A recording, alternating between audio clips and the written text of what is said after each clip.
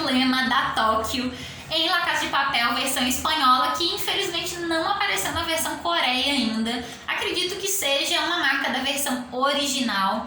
E essa é a parte 2 do vídeo de La Casa de Papel Coreia, que é a minha indicação do Filme Fórum dessa semana para vocês. Emendando o que eu estava falando, gente, houveram algumas mudanças culturais pontuais que eu gostei bastante. Por exemplo, a que eu citei no primeiro vídeo de La Casa de Papel Coreia, que foi levar o espectador para o mundo coreano, mostrar a eles como que funcionava mais ou menos a questão toda envolvendo a separação das duas Coreias, porque La Casa de Papel Coreia ela se passa num futuro de 2025, onde a Coreia já está unificada, onde existe uma moeda comum às duas partes, mas onde ainda existe uma falta de adaptação por parte de uma parte dos imigrantes, onde existe uma questão ainda preconceituosa entre o lado norte e sul, e onde o capitalismo ele ainda continua-se de forma bastante marcante, e existe aquele grupo que não aceita também o acúmulo excessivo de capital por uma pequena fatia da sociedade. Então, essa crítica social ainda se mantém bastante pontual e ainda é incrementada pelas questões culturais.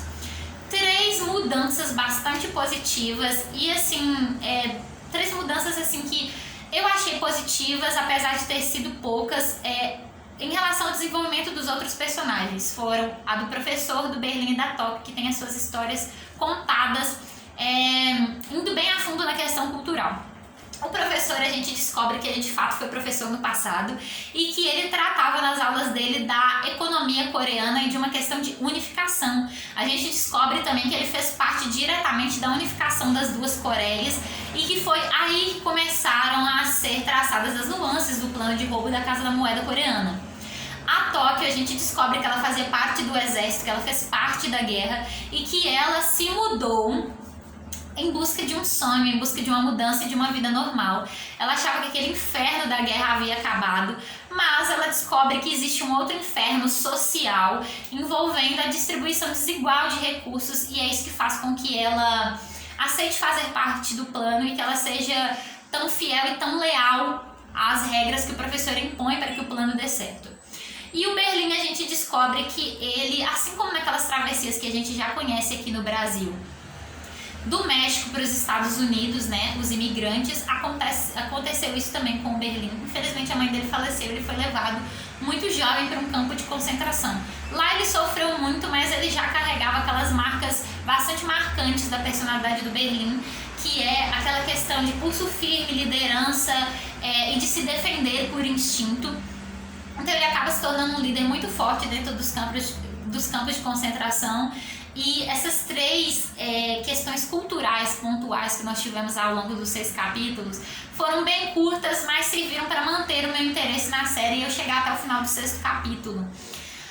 Contudo, gente, eu preciso dizer que, apesar dessas mudanças, como eu disse anteriormente, ainda faltou desenvolvimento dos outros personagens e ainda faltou aquele pulso firme, aquelas características tão marcantes e tão gostosas do personagem da Nairobi. Eu espero que todos eles consigam um desenvolvimento maior na 2ª parte, que será lançada em breve. Próximo tópico. Nós temos personagens muito similares e a presença do BTS nos primeiros minutos do episódio, como eu já tinha dito anteriormente. O Berlim ele começa bastante fraco, mas ele consegue recuperar o pulso firme dele. Isso me deixa um pouquinho mais à vontade. Eu tô repetindo esses tópicos aqui, gente, para quem não assistiu a primeira parte do vídeo. Porque comumente as pessoas me perguntam, Tati, mas cadê a continuação do vídeo? Ou cadê a primeira parte? Então, às vezes eu repito alguns pedacinhos aqui para quem não assiste um ou outro dos vídeos, tá? E aí, gente, começa os pontos bons da série. Um que me chamou bastante atenção foi a mudança do smartwatch, que foi usado para fazer a comunicação com a polícia, e o uso de uma das células para poder conversar com a inspetora. Eu gostei bastante porque isso deixa uma marca futurista, porque em La Casa de Papel clássica a gente vê que eles usam alguns artifícios. O celular, por exemplo, para se comunicar com a polícia não dá certo. O diretor da Casa da Espanha e a filha a filha de um grande executivo, na verdade não é executivo, gente, mas a palavra me fugiu aqui, dos Estados Unidos, ali aquela abelhinha, né, como eles chamam ela. Continuam sendo uma pedra no sapato, 2 FDPs, eles dão bastante trabalho para o banco, mas um ponto positivo foi aquela questão toda ligada ao ferro velho. Quando o carro ele é descoberto pela inspetora e o professor tem aquela missão tão característica de La Casa de Papel, aquele ponto clássico que a gente adora, de ir lá tentar se livrar de todas as provas, tentar se livrar do carro, na versão original, como vocês devem se lembrar, o professor consegue não só limpar o carro, como despistar a polícia, né, se transformando rapidamente, né, com muita destreza em um mendigo. E aqui ele não consegue fazer isso, gente, então você começa a se desesperar. É uma cena bastante eletrizante ali de alguns minutos, em que ele até consegue chegar ao carro e consegue limpá-lo. Contudo, gente, ele não consegue despistar a polícia no primeiro momento. Então existe uma perseguição eletrizante, arrebatadora, que foi ali o momento em que o professor começou a me conquistar. Até então, ele tinha também aparecido um pouquinho apagado, ele não apresentava toda aquela segurança, todo aquele pulso firme do professor da versão espanhola. Outra mudança que eles acrescentaram à personalidade do professor foi, ele não figurou ainda como irmão do Berlim, e eles já tinham um relacionamento antes do assalto. Assalto não, né, gente? Que a gente não deve chamar mais de assalto, e sim de impressão de dinheiro. Antes da invasão à Casa da Moeda Coreana, já com a inspetora, tanto é que ele manipulou informações para que ela fosse escolhida para fazer as negociações, já com a intenção de manipulá-la amorosamente, intelectual, psicologicamente, na verdade. E todas essas mudanças na personalidade do professor não tinham me agradado até agora, até o momento em que ele age com muita destreza e nervosismo, o coração da gente acelera, a gente quer ficar até ali o final para saber o que vai acontecer durante essa perseguição. E o fato dele não desistir nunca de fazer com que o plano dele chegue até o final também é uma coisa bastante marcante em La Casa de Papel Coreia. Porém, gente, com todos esses prós e contras que eu citei aqui, é claro que tem outras questões envolvendo esse remake. Uma delas seria, eu acredito que os recursos usados foram poucos, afinal você vê ali algumas questões ligadas à fotografia, ao áudio, até mesmo questões de continuidade, mas a gente esquece isso porque a gente é dorameiro, né? Vamos deixar pra lá. É só uma questão pontual que a gente deixa aqui no vídeo. Outro aspecto importante de se levantar é toda a questão cultural, como eu havia dito, você se sente bem mais próximo da cultura deles, mas é fato que esse remake ele foi feito, gente, não só para deixar com que os ensinamentos do professor eles continuassem vivos, mais vivos do que nunca. Apesar de eu ter esperado que isso fosse uma continuidade à primeira invasão na Espanha.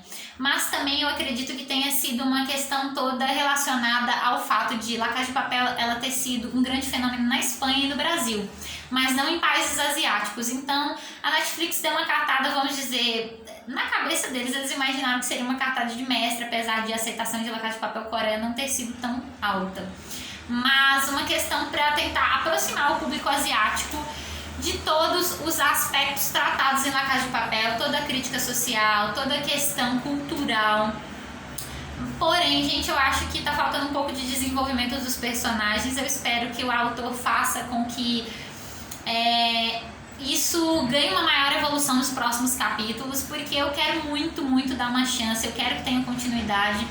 Afinal, as produções coreanas são muito gostosas de assistir. A gente sentiu isso em Round 6, a gente sentiu isso em All of Us.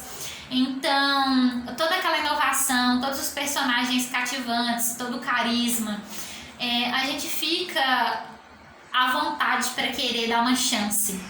Porém, se a gente continuar com tantas similaridades, é bem provável que não vá se tornar um fenômeno assim como foi La Casa de Papel, a clássica.